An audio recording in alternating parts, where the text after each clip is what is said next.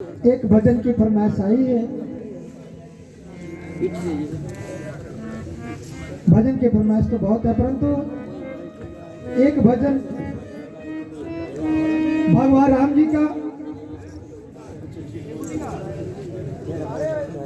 ये भजन जो है उस समय का है जिस समय भगवान राम जी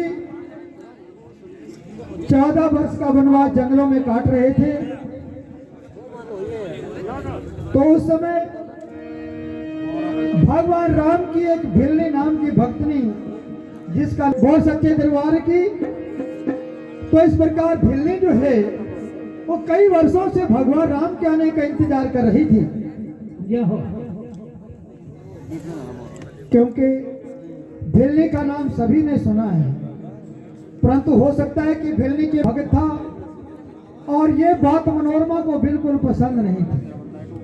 इस बात के ऊपर रोजाना पति और पत्नी के बीच झगड़ा होता रहता था।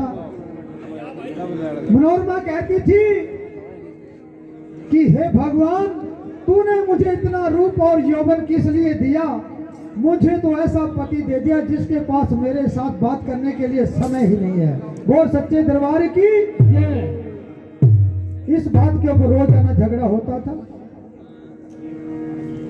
गुस्से में आकर के अपने पति को धक्का मार करके गिरा दिया कि ए दुष्ट, तू जो है मेरे काबिल ही नहीं था, तूने मेरी सारी जिंदगी ही खराब कर दी है। जब इतना करती है मनोरमा तो उसके पति को भी गुस्सा आ जाता है और अपनी पत्नी के लिए शाप दे देते हैं पति देव कि ए मनोरमा, तूने जो अपने पति का अपमान किया है, मैं तुझे शाप देता हूं कि अगले जन्म में तुझे ऐसा पति मिलेगा जो कि तुझे हर समय गाली देता है।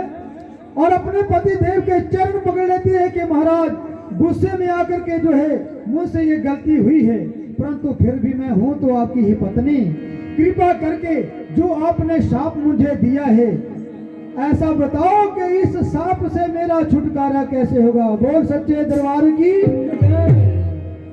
जब इतनी बात सुनते हैं पति देव तो फिर पत्नी के ऊपर दया आ जाती है और कहते हैं कि मनोरमा, तूने जो है पति का अपमान तो किया है, परंतु मेरे परमेश्वर विष्णु भगवान जी का भी अपमान किया है। तेरा गुनाह जो है वो माफी के काबिल नहीं है, परंतु जब तेरे होश ठिकाने आ गए हैं, यानी तू अपनी गलती मान रही है, तो मैं तुझे एक तरीका बताता हूँ। जिस विष्णु भगवान का तूने अपमान किया है उसी की पूजा कर। मान करके मनोरमा जो है उसी वक्त विष्णु भगवान की अखंड भक्ति में लीन हो जाती है और इतनी कठोर भक्ति करती है कि एक दिन विष्णु भगवान जी को प्रकट होना पड़ता है। मनोरमा पूछती है, महाराज बताइए, जो मेरे पति ने मुझे शाप दिया है इससे मेरा छुटकारा कैसे हो? परमेश्वर के बराबर होता है। तूने तो पति का भी अपमान किया है और परमेश्वर का भी, दोनों का अपमान कर दिया है। तेरी गलती जो है बहुत बड़ी है, माफी के काबिल नहीं है, परंतु फिर भी जब तूने मेरी भक्ति की है, मैं तुझे वचन देता हूँ कि जब त्रेता युग में मैं राम के रूप में अवतार लूंगा तब तेरा दरबार की। पहले बहुत सारा धन भेज चुकी, 51 रुपए का दान और भेजते हैं। इसी सत्संग को सुनते हुए हम दानियों का हाथ धन्यवाद करते हैं। तो समय बीतता और एक भील के घर में जन्म लेने से उसका नाम जो है भिल्ली पड़ जाता है। बोल सच्चे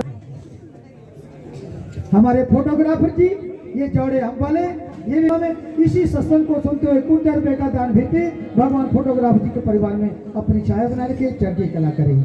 तो अब पति का शाप जो था भिल्ली के साथ निपटा हुआ था, क्या हुआ? उसके माँ बाप ने अपनी बिरादरी में एक अच्छा सा लड़का ढूंढ करके उसकी शादी तो कर दी, परंतु जो वर मिला वो वही मिला जो पिछले जन्म में उसके पति ने उसे शाप दिया था। रोजाना झगड़ा, गाली गलौज, मार पीट चलती रही। बहुत चिर बीत गया। इसी प्रकार चलते चलते एक दिन ऐसा आया कि मनोरमा से वो बात सहन नहीं हुई और उसने अपने पति का भी त्याग कर दिया, अपने घर बार का भी त्याग कर दिया और जंगलों में जाकर के ऋषि महात्माओं के लोग, आप बताओ कि मेरा इस कष्ट से, तो महात्मा लोग कहते हैं कि भिल्ली, वो दिन दूर नहीं है, हमने सुना है कि भक्त और इंतजार कर रही है। क्या गा रही है?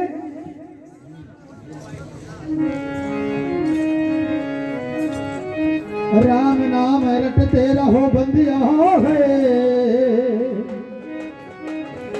राम नाम रटते रहो बंदिया है, और जो जब लग घट में है प्राण, अरे ना जाने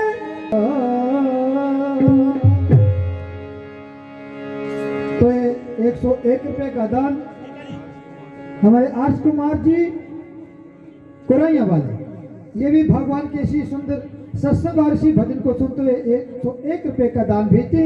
हम दानियों का हार्दिक धन्यवाद करते।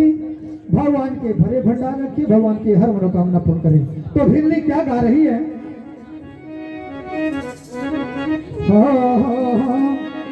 हो आज मेरे राम ने आना है,